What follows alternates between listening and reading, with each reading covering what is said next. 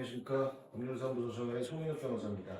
촬영을 다시 시작하게 된 지가 한 2개월 정도 됐습니다. 저희가 저작권 침해에 대한 소송 부분에 대해서 기존에 영상을 촬영해 놨었었는데 중간 부분 정도의 음성 문제가 있어서 중간에 끊고 되게 그 흐름이 좀 끊기게 녹화가 됐습니다. 거기에 이어서 저희가 다시 한번 저작권 침해에 대한 대응 방법에 대해서 살펴보고자 합니다. 전 기일을 살펴봤었을 때는 저작권 침해를 당하고 관련돼서 문제가 됐었을 때 아까 약관규제법상 기존에 이제 저작권 침해를 주장하는 측에서 주장하는 계약 내용에 따른 약관규제법에 문제가 있기 때문에 그 부분에 대해서 공정거래위원회에 약관규제 심사 청구를 할 수 있다 이렇게 말씀드렸습니다. 공정거래위원회 약관규제 심사를 하면 심사 청구를 하면 공정거래위원회에서 문제가 되는 계약 내용이 약관이냐부터 판단을 합니다. 그 약관이 약관규제법상 문제 있는지에 따라서 판단을 하고 거기에 따른 조치를 하게 됩니다. 그런데 이 자체가 저작권 침해를 주장하는 측에서는 채무불이행보다는 불법행위에 의한 손해배상을 주장하는데 자신들이 올린 계약서상의 계약 조항이 그 침해를 했다라고 하는 측과 계약 내용으로 편입이 됐다. 이 부분에 대해서 되게 애매한 부분이 있는 것이 사실입니다. 왜냐하면 채무불이행이 아닌 불법행위에 따른 침해를 주장하기 때문이죠. 그렇기 때문에 이 피고 그 손해배상 청구를 당한 측에서는 약관규제법상 주장을 하면서 예비적 주장이죠. 원고들이 주장하는 약관 규정이 계약 내용에 포함됐다라고 가정한다면 왜 이 부분 자체가 약관규제법상 문제가 되는지 고발 형식으로 주장을 하는 겁니다. 그 부분에 대해서 공정거래위원회에서 약관규제법 위반이다라고 하면 이제 그 저작권 침해를 주장하는 측에 어떤 조치를 취하게 되거든요. 근데 이 자체가 커다란 압박이 될 수 있습니다. 그래서 그 자체 그러한 조치도 생각을 한번 해주시고요. 이전에 여러 가지 그 대응 방법을 살펴봤었죠. 저작권 자라고 했었을 때 문제가 되는 컴퓨터 프로그램 저작물이 어떠한 내용의 침해냐. 그 침해에 따라서 손해를 주장하는데 당신들이 주장하는 손해액이 어떤 기준으로 판단을 했느냐. 그런데 솔직히 과다하게 판단을 해야 합니다.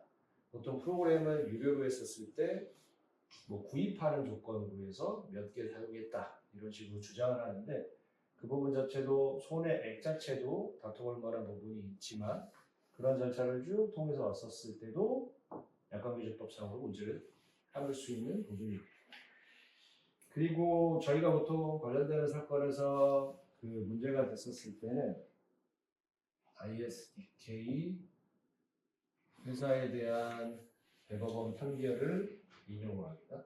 이 판결 자체는 기술적인 부분이 좀 문제가 되는 부분인 겁니다. 유료로 기업은 유료, 개인은 무료라는 형식으로 프로그램을 배포를 하고 또는 구입을 하고 그 프로그램을 실행을 했었을 때 하드디스크에서 실행이 되는 부분이 독재권 침해냐 이 부분 가지고 대법원까지 판결이 나서 실질적으로 저작권 침해가 아니다라는 판단이 났었었는데 이 부분은 좀 기술적인 부분이긴 합니다. 그런데 관련되는 소송에서는 이 부분 자체를 언급을 하면서 채권자인 원고 측에서 주장하는 내용의 프로그램이 실행되는 부분에 명확하게 저작권 침해, 복제권 관련해서 뭐 여러 가지 저작권법상으로 주장할 수 있는 부분을 주장을 하면서 원고들이 주장하는 프로그램 상에 저작권 침해가 될 수 없다라는 내용으로 대응을 하기도 합니다. 그래서 이렇게 전체적으로 대응을 하고요. 많이 놀라셨을 겁니다. 소송을 제기당하고 내용 증명이 오고 당사자나 아니면 채권자 측 변호사 연락을 와서 뭐 저작권 침해다, 손해배상해야 된다, 당신 전가자가 될 수 있다 라는 식으로 블러핑을 하는데 당연히 정당하게 구입하지 않고 저작권 침해가 맞다라고 한다면 당연히 관련해서 피해 변제를 하고 합의를 하는 게 좋은데 문제가 되는 경우도 있긴 있습니다.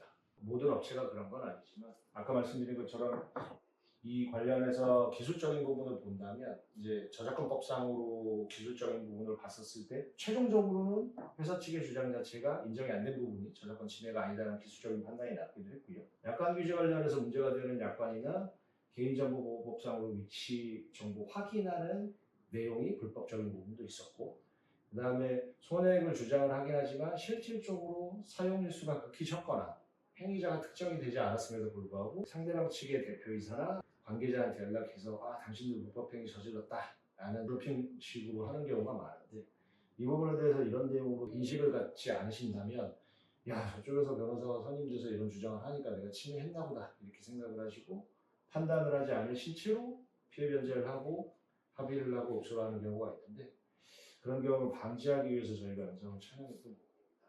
그렇기 때문에 저희가 이 부분 자체를 말씀드리는 부분도 그런 판단하에 내가 정당하게 사용하고 문제가 없느냐, 아니면 실제로 침해를 했다, 그럼 나의 주장 자체가 받아들이기 어렵다라는 판단하에 합의를 하시거나 그런 어떤 합리적인 해결을 하기 위한 부분에 대해서 저희가 제안을 드리고 말씀드리는 부분입니다.